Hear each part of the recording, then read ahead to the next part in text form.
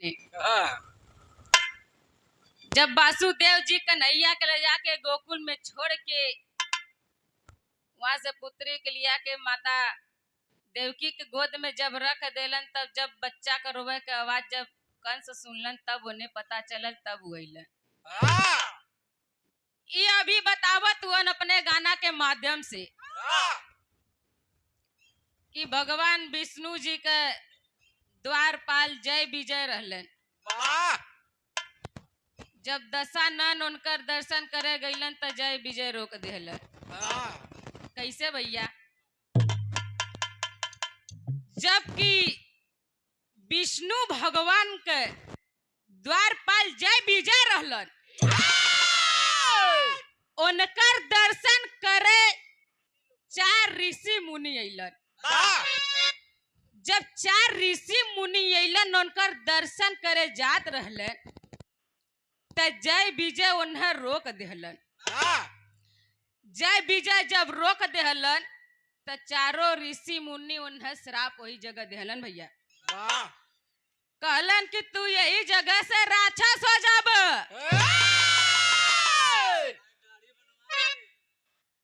3 जन्म खातिर हाँ। वो जगह श्राप देहलन, लेकिन 3 जन्म खातिर दे देहलन।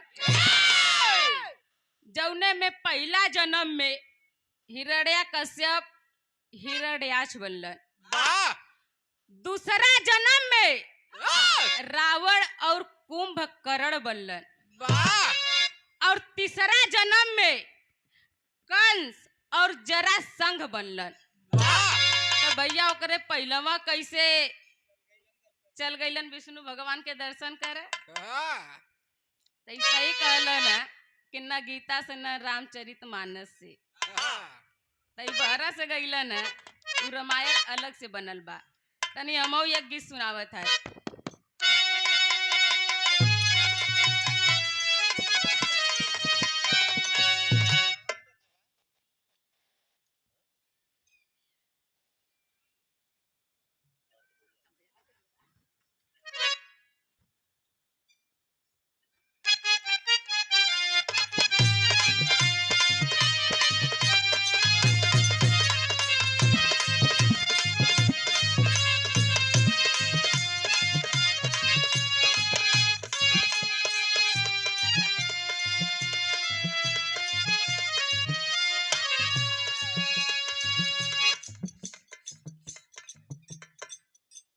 कौशाम्बी में हाँ। मेला लागल बा। हाँ। माई बहन लोग तैयार होके मेला देखे के तैयारी करत हई। वाह। वाह। कौनो नई नवेली दुल्हन के शादी भइल बा। वाह। ओकर सैया खेत में किसानी करे गइल हुए मास्टर। आ दुल्हनिया ओकरे पहले मांग कैले रहल, ए कौनो बड़ा सुंदर काम के साड़ी लाई के दे देता। उनकर पति देव जी जब सुंदर के कहलन तो सोचलन इतना बढ़िया चमकदार लियाई दही कि हमार जब पहिरा तो पूरा मेला में उन्हीं पर नजर टपका सबका। जे देखा खेत में चल गईलन, उनकर दुल्हन तैयार होके लगी। खेते में से खेत उत कोड़ के आई गईलन। ये अभी घरे सजता सवरत है। तो उनकर सैया पूछत का हुए,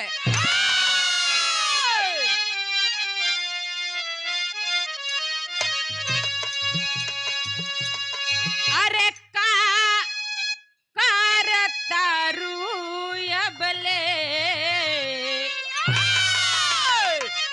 हमके बतावाना, हई रूपवा से पर्दा तनी अधनिया हटावाना, अक्का करतारू अबले हमके बतावाना।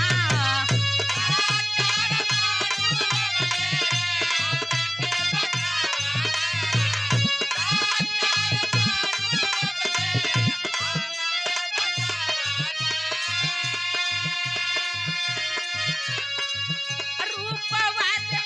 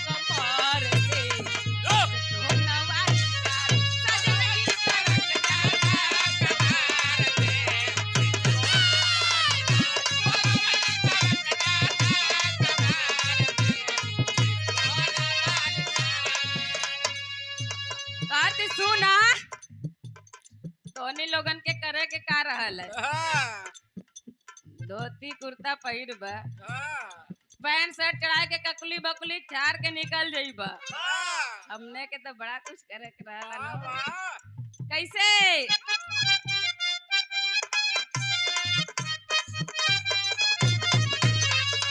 अरे रची रची मेहंदी लगवनी हो सुरहो सिंगार सजवनी हो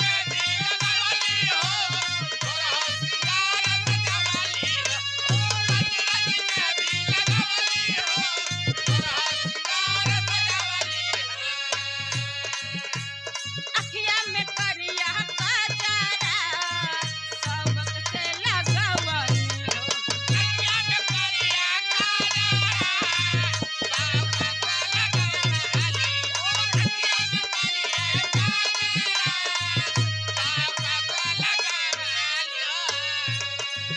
जब इतना बतिया मर्दा सुने बा तो कहत का बा अरे ए, बड़ा सुगर लागत आरू हो एकदम जैसे करेजा छल्ली कर देता अरे सुना सुना ए गोरी धीरे छनकावा न पायली हो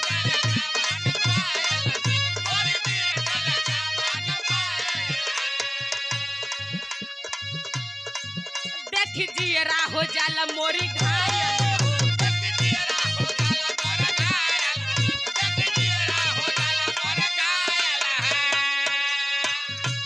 अरे चुप चुप कर दैया में चुप चुप कर दैया में मन करे की काढ़ी बलम जी सरक जाता सजन जी सरक जाता कमर से इस टोना वाली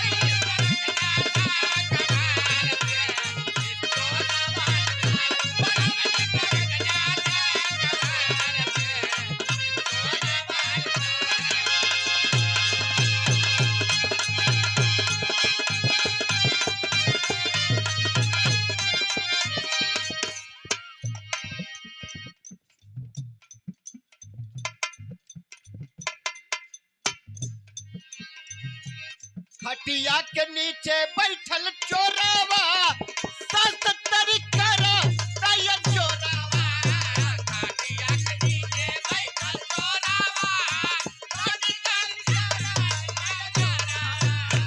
खटिया के नीचे बैठल चोरावा सस तरी धई के दबावे दोनों गोरावा धई के दबावे